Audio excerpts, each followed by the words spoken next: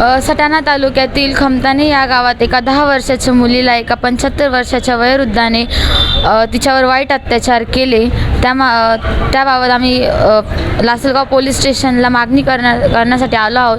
तर आमची एकच मागणी आहे की त्या 75 वर्षाच्या वयोवृद्धाला कठोरातली कठोर फाशीची शिक्षा व्हावी. सटाणा तालुक्यातील खमताणे या गावामध्ये आमच्या नाभिक समाजाच्या कडवे कुटुंबातील एका 10 वर्षाच्या मुलीवर एका 75 वर्षाच्या वयोवृद्धाने अतिशय वाईट असं कृत्य त्या मुलीशी केलं आहे. अतिशय समाजाला लाजवेल असं आणि समाजाला काळिंबा फासणारं असं कृत्य त्या नराधमाने केलेलं आहे.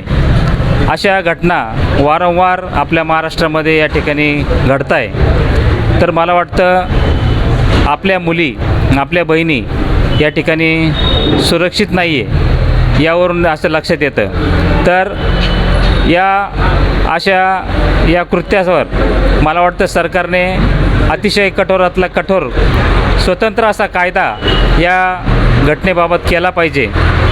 आता किती वाट पाहणार आपण, अशा या घटना या ठिकाणी घडतच राहतील आणि आपण निवेदन देतच राहू.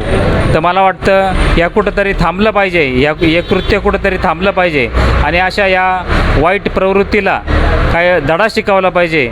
त्यासाठी कठोरातला कठोर सरकारने या ठिकाणी कायदा करावा.